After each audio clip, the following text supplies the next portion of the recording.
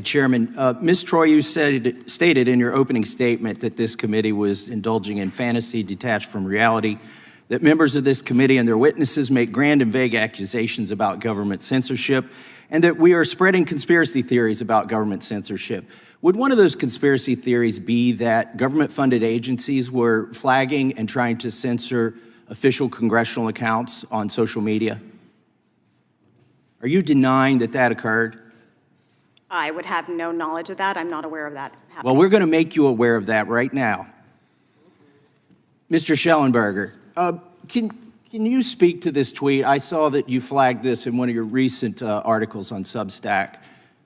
Can you tell us why this tweet brought attention in your article? Yeah, because that was one of the tweets that that the Virality Project at Stanford Institute Internet Observatory had flagged to Twitter as misinformation, and that I believe it was labeled or censored in some other way. So it was the Stanford Virality Project, that is funded by the government, is it not? Yes, it is. And so their purpose, ostensibly, is to stop misinformation, malinformation, and to flag things they say that might be against the terms of service of the social media companies. Is that correct? Yeah, that's right. Ms. Troy, is there any reason you think that this should have been flagged? Depends on whether you're spreading inaccurate information. Well, it references a study from Israel, a published study from Israel, and the tweet just restates the title of the study.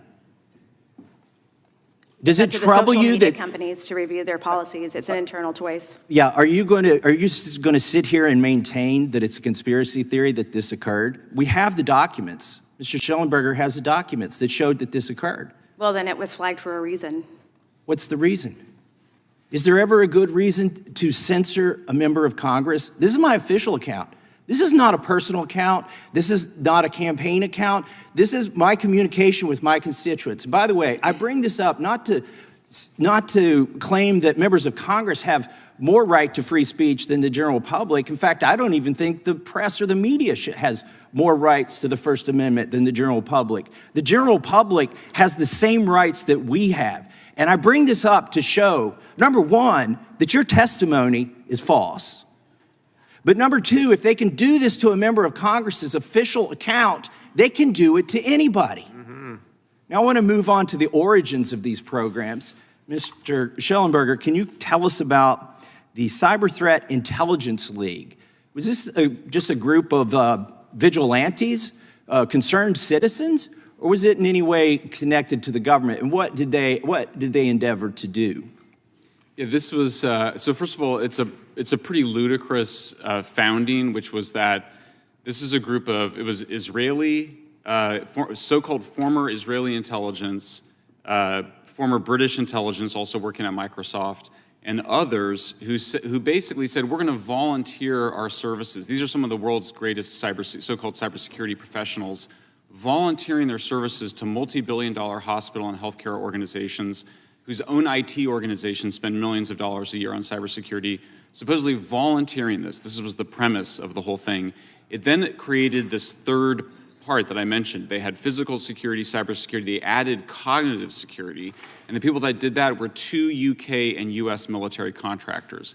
This was one of the most sophisticated disinformation operations that I've ever seen. I've been involved in progressive causes for over 30 years. I've never seen anything so organized, anything that was so focused on a particular goal and that had so many people that came from military and intelligence organizations. It gave me the creeps just reading about it. And in the documents, is it true that they used their agency seals, FBI, CISA, when they were communicating with each other? That's right, and the whistleblower provided screenshots of Slack conversations that included officials from DHS, Facebook, and the CTIL League.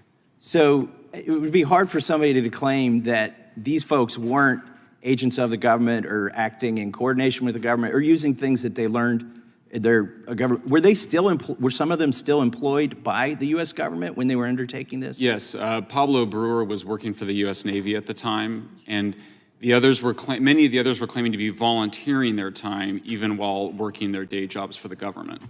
I thank you, Mr. Chairman. I yield back. Gentleman yields back. The gentleman from Massachusetts is recognized for 5. Thank you, Mr. Chairman.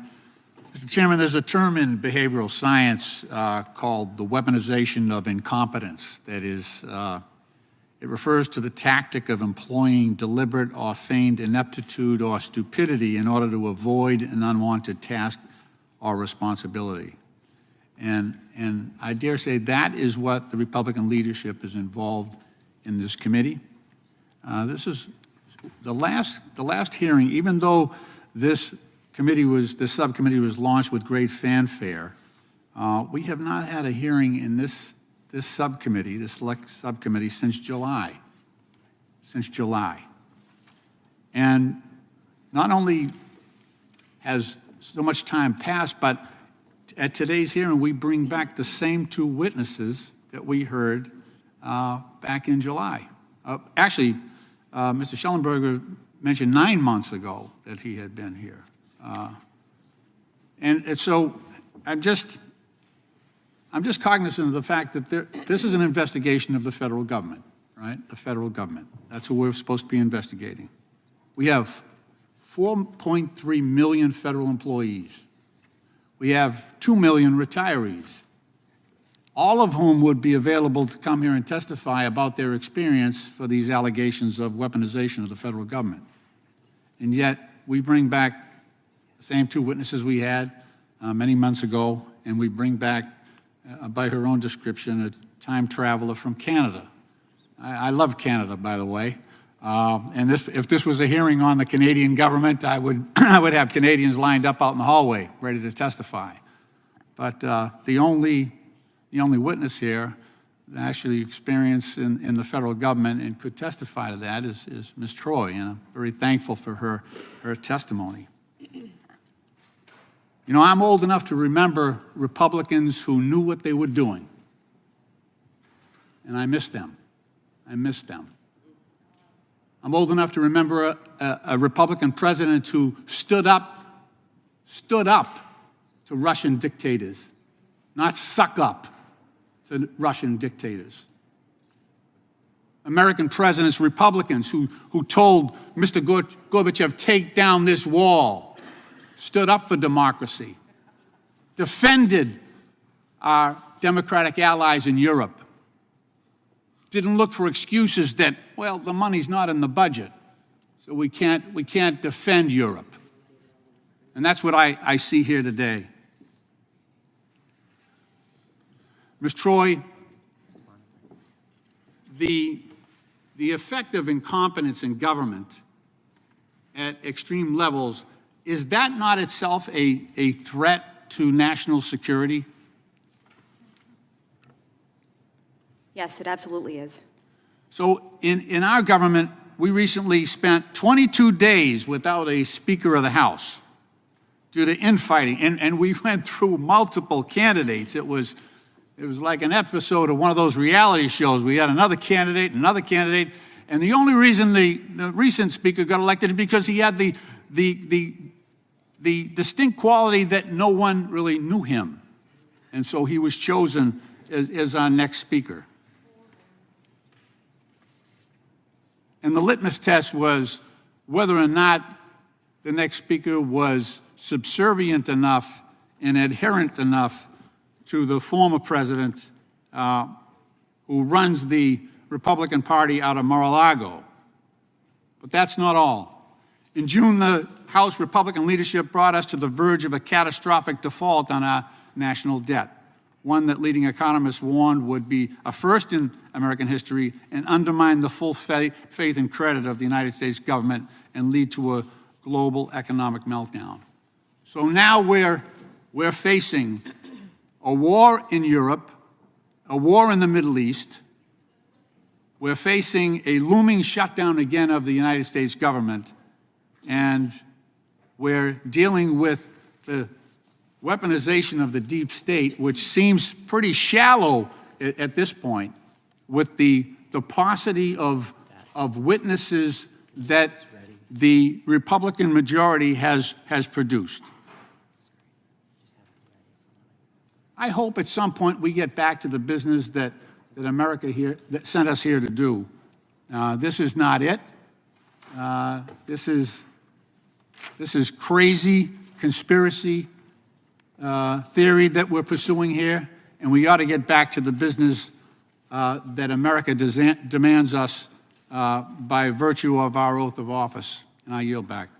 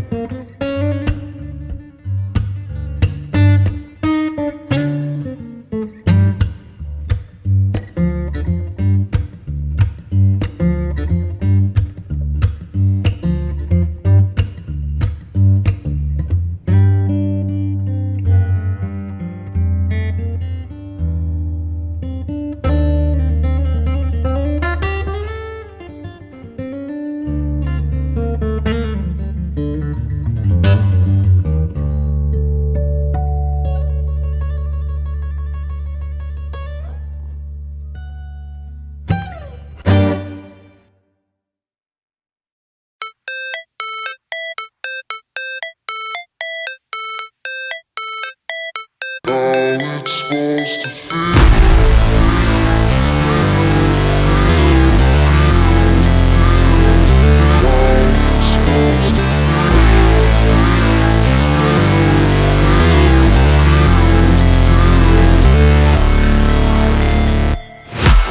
break, always fight, never quit, do it right, play the game, win it life, have no shame, there's no time, feel the pain, live the grind, I could change, in my mind, pick a lane, commit and climb, the only way to win it life. I never miss, that's fact, taking big swings, bitch, hand me the bat, put me in the ring, you'll go out in a bag, cause I sing what I mean and I bring it to the mad light. Ain't got time to kill, I got time to feel, I took the red pill, I know life's short so I wanna live real, but how's it supposed to feel?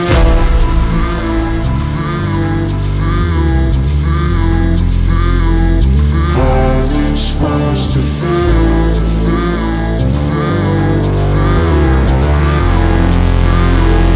How's it supposed to feel?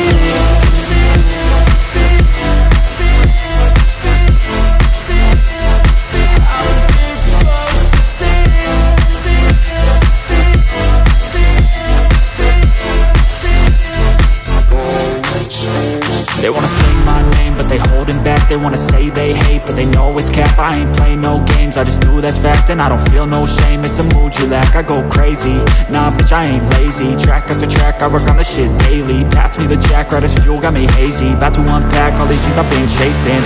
I've got visions in my head, like memories after death. To be a legend instead of something you can forget. I'm living up every breath, I'd rather lead than be led. I'll fill the seats as I spread with every word that I've said.